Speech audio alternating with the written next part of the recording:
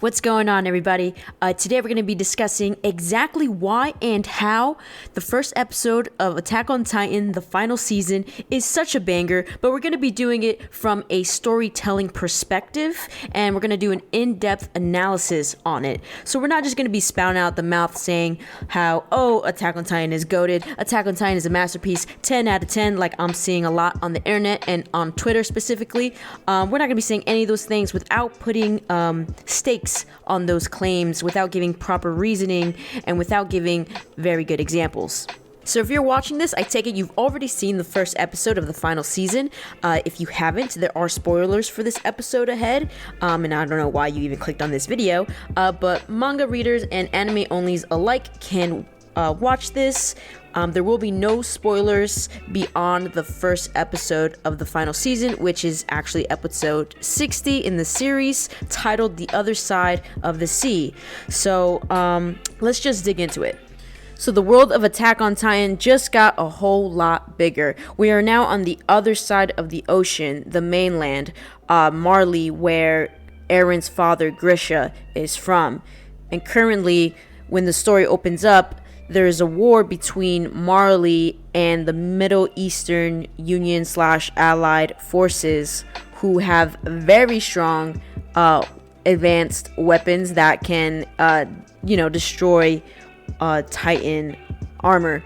For anime-only watchers, this episode might be a little bit jarring or a little bit confusing when you're trying to figure out the space and time of everything, who is who, what is what's going on.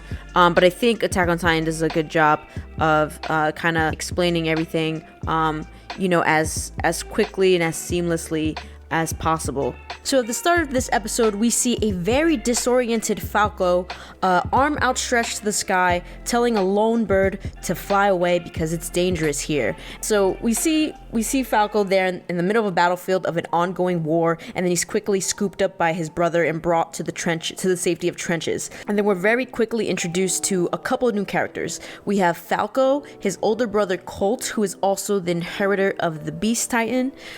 We have Gabby, very headstrong, main player in this episode, Udo, Zofia, and General Magath. So starting the story this way has a name, and it's called In Medias Res, which is Latin for into the middle of things. And this method, it basically throws the reader or viewer into the conflict, into an action sequence in the thick of things, where all the exposition and narrative details are filled in gradually through dialogue, flashbacks, or a description of past events, which Attack on Titan here does pretty well.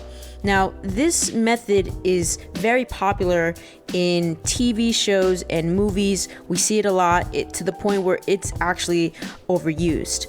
Some quick examples that use this method are Forrest Gump, Memento, Breaking Bad. And using this method, if done poorly, it kind of leaves the viewer or reader feeling like, who are these people and why should I care? If done properly, though, and well executed, you kind of get to skip over the blasé of like introductions and stuff like that and really get into the thick of things. In Medias Res allows the story to be told in a non-linear fashion, and a good use of it will always grab the readers or viewers' attention by jumping them into the story while at the same time explaining the characters to us and fully immersing us in the world, which I think here Attack on Titan does pretty well. Just in the first scene, we see Colt, Falco's older brother, scooping his brother up. He takes his helmet off, puts it on Falco's head, and rushes him to the trenches, which I already love Colt for that. And then we get introduced to the characters and personalities of the warrior candidates. We also quickly see the dynamic between Eldian soldiers and Marleyan soldiers, and basically what we see is the Marleyans pretty much just use Eldians as sacrificial lambs, as fodder to put in the front lines to kind of like let them die first before the Marleyan soldiers die first, because humanity sucks and Eldians are devils and Marleyans are just more superior, I guess. The narrative uses Falco's disorientation to kind of get the viewer up to speed of the war that has been going on in the last 4 years. In a cool little thing that Falco says, he mentions that he was flying around with a sword and there were these Titans. Foreshadowing, anyone? We learn the importance of the climax to this war and why ending this war is important to the Marleyan military to take over Fort Slava, and which would lead to a peace treaty with the Middle East, provided that they also sink their naval fleet and prove once again to the world that the country of Marley is powerful still with its kind of archaic use of the power of the Titans. At the same time, we also learn why the climax of this war is important to the warrior candidates themselves that have been put in the front lines.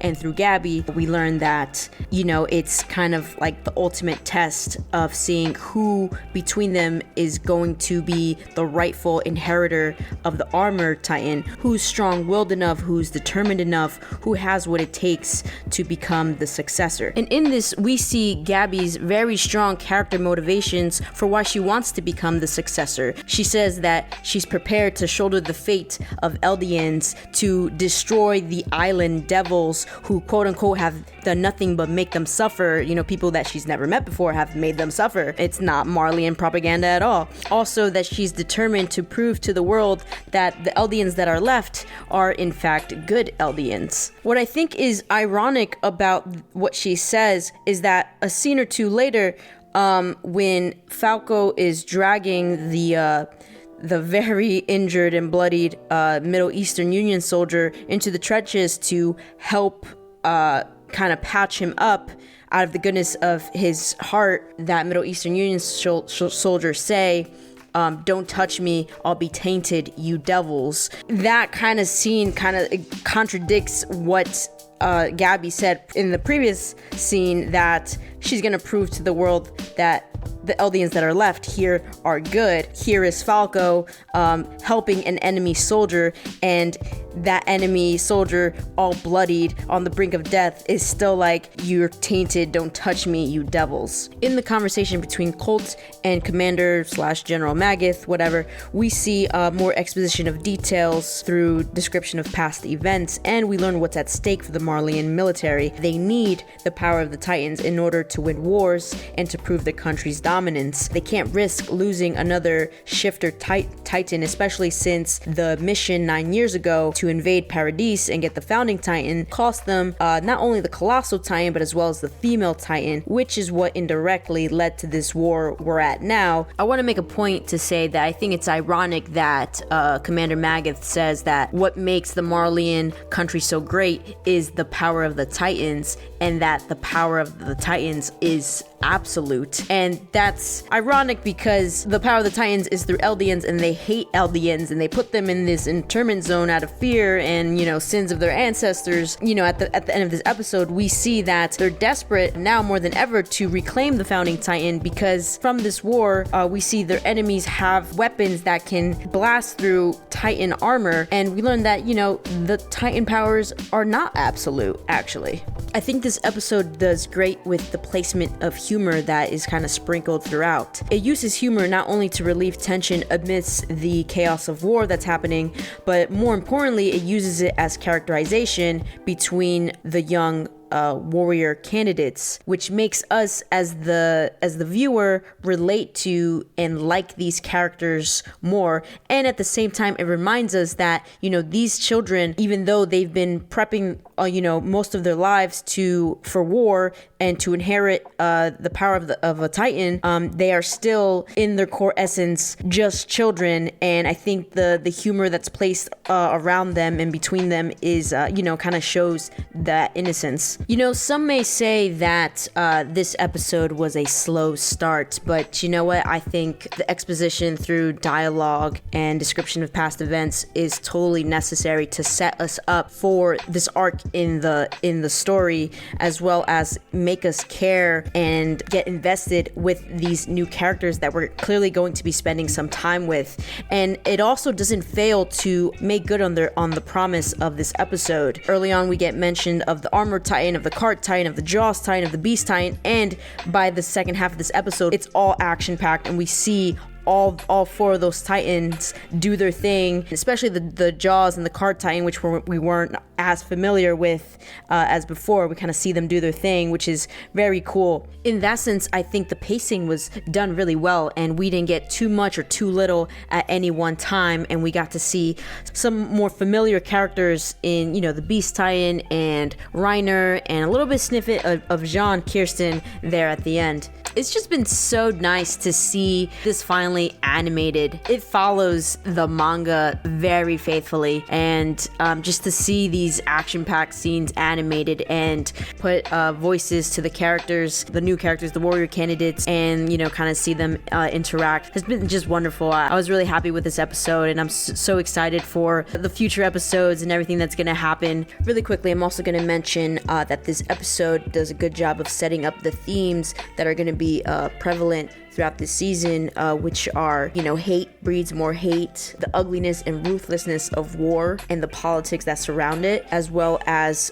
quote-unquote sins of the father, or in Attack on Titan's case, sins of the ancestor. I'm not going to mention the animation or the CGI. I know some people weren't happy with that. I'll save that for another video. I would be remiss if I didn't mention the new opening. Very quickly, my thoughts on it are, I think it was a different kind of aesthetic style this season. But you know, it's a new studio, we're in a whole different country. I think what was interesting about the opening is that, you know, it contrasted very, very deeply these abstract war images against, you know, these kind of rainbow pastel colors and just explosions of war. It was a very interesting thematic and stylistic choice. I like the contrast, and you know, I think in the past Attack on Titan openings did a lot to foreshadow things that happen later down the road. I think this opening is steering very clear of that. I think we got a little bit of foreshadowing. If anyone catches my drift, what part of the opening I'm thinking about, manga readers know.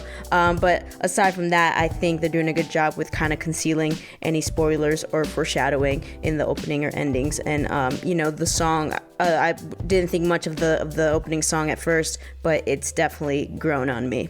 I think that's it for me. I'm gonna end this video. It's getting way too long. Leave a comment down below with your thoughts on anything we discussed, or anything I might have missed, or any insights or opinions, or what you thought about the first episode of the final season. If you like these kind of in-depth analysis videos, leave a like down below, subscribe for more, or if you don't like it, you can not like it and not subscribe, but let's be real, why would you do that? I'm MK. Until next time, peace out.